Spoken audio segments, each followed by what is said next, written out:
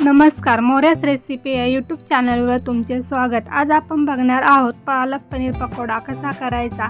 हा पालक पनीर पकोडा खायला खूप छान आणि टेस्टीही लागतो। यासाठी आपल्याला लागणार आहेत पनीरचे मी इथे चौकोनी तुकडे करून घेतलेले आहेत। त्यानंतर आपल्याला एक नळी किंवा स्ट्रॉ घेऊन त्याच्या साहाय्याने आपल्याला पनीरच्या मधोमध असे बीळ पाडून घ्यायचे आहे।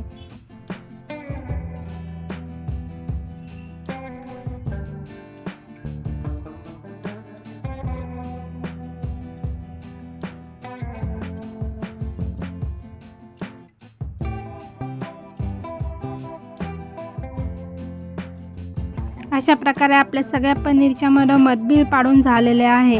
हे बघा, असे मधोमध बीळ पाडून घ्यायचे। आता त्यानंतर आपल्याला लागणार आहे चीज आपल्याला जे आपण पनीरच्या मधोमध बीळ पाडून घेतलेले आहे त्याच्यामध्ये भरण्यासाठी लागणार आहे। असे छोटे छोटे चीजचे तुकडे करायचे आणि ते मधोमध भरून घ्यायचे। हे बघा, आता सगळ्या पनीरला आपले चीज भरून झालेले आहे। त्यानंतर आपल्याला लागणार आहे पालक मी इथे स्वच्छ पाण्याने धुवून घेतलेला आहे। आता पालकाचे जे देठ आहे ते थोडेसे कात्रीने कापून घ्यायचे। त्यानंतर आपल्याला या पानाच्या शिरा ज्या आहेत त्या सैल करून घ्यायच्या आहे, म्हणजे आपल्याला हे पान फोल्ड करताना एकदम इझी जाते। त्यासाठी आपण याच्यावरती एक लाटणे फिरून घ्यायचे। बघा, याच्या शिरा चांगल्या आपल्या मऊ पडलेल्या आहेत। आता आपल्याला हे पान घ्यायचे आहे आणि आता त्याच्यावरती आपल्याला हा पनीरचा तुकडा मधोमध ठेवायचा आहे आणि हे पान आता आपल्याला फोल्ड करून घ्यायचे आहे। हे बघा, पानाच्या शिरा सैल केल्यामुळे पान अगदी सहज असे फोल्ड होते। पानाचे जर शिरा सैल केल्या नाहीत तर ते पान फोल्ड करताना फाटते, म्हणून पानाच्या शिरा सैल करून घ्यायच्या।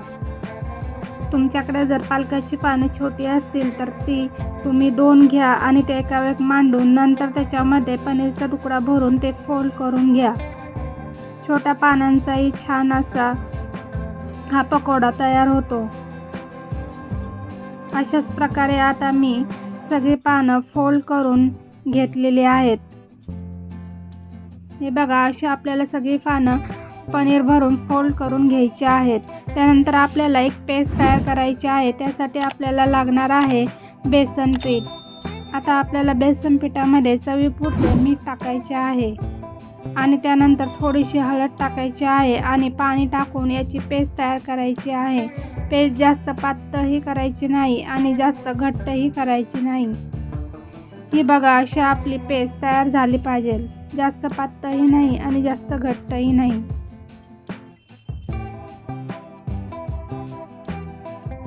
त्यानंतर आपण जे फोल्ड केलेले पान आहेत ते थोडेसे उघडायचे आणि ह्या पेस्टने चिटकून घ्यायचे आहे। दोन्ही बाजूनी ते खोलून असे चिटकून घ्यायचे, म्हणजे ते तळताना पान सुटणार नाही। त्यानंतर आपल्याला आता हे पेस्टमध्ये पूर्णपणे बुडवून घ्यायचे आहे। सगळ्या बाजूने आता आपल्याला याला पेस्ट लावून घ्यायची आहे।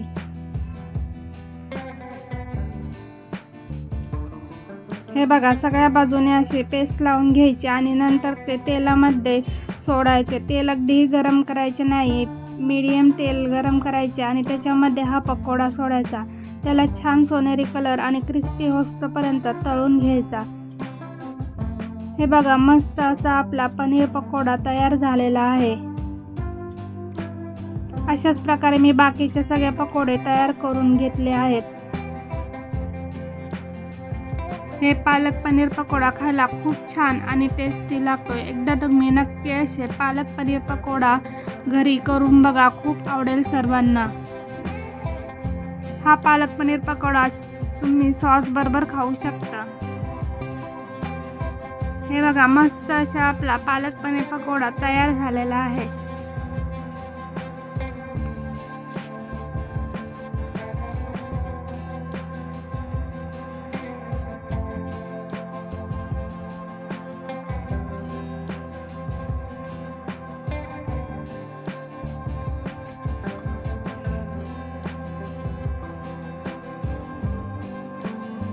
आता आपण हा पालक पनीर पकोडा तोडून बघूया। बघा, मस्त असा आपला आतपर्यंत छान पकोडा शिजलेला आहे। पालकही आपला छान शिजलेला आहे।